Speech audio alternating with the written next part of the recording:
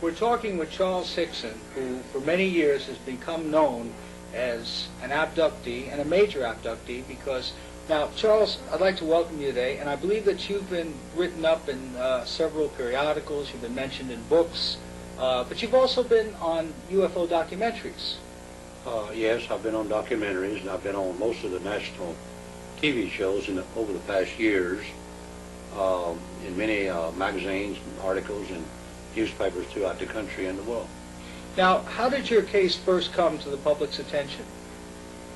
Well, would you like for me briefly to go over it? I would very much, yes.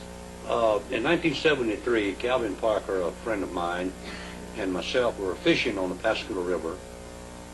We were fishing out into the river from an old pier, and it had begun to get late in the evening, almost dark, and I heard some kind of hissing or hissing sound, I suppose, behind me. It sounded like maybe air or steam one escaping from a pipe, and as I raised up to my feet and turned and looked, it was some kind of craft had come down the ground, probably about 2 feet from the ground, and up toward the end it was focused toward me. There were two blue or pulsating lights, and almost immediately there was a door just seemed to appear there, probably a sliding door, and there was a very bright light that came out, glowed outside of the craft toward us.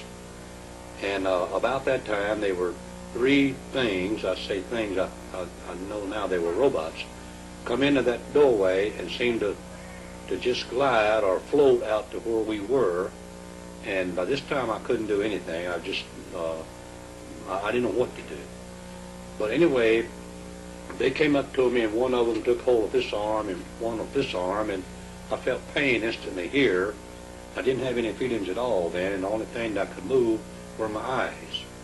And they seemed to I just seemed to come up from the ground from the height they were, and we proceeded to go into the craft, and I saw Calvin, my friend, and one had a hold of him, and I saw him go limp. I didn't know it at that time, but he had fainted. He had passed out, I suppose, from beer. But anyway, we went to about the middle of the room with the compartment. It appeared to be round. It was glowing from the overhead, the floor, and the wall, just a glow of light. And as when they took hold of me, I seen them come up from the ground about the height that they were, and we seemed to go into the craft,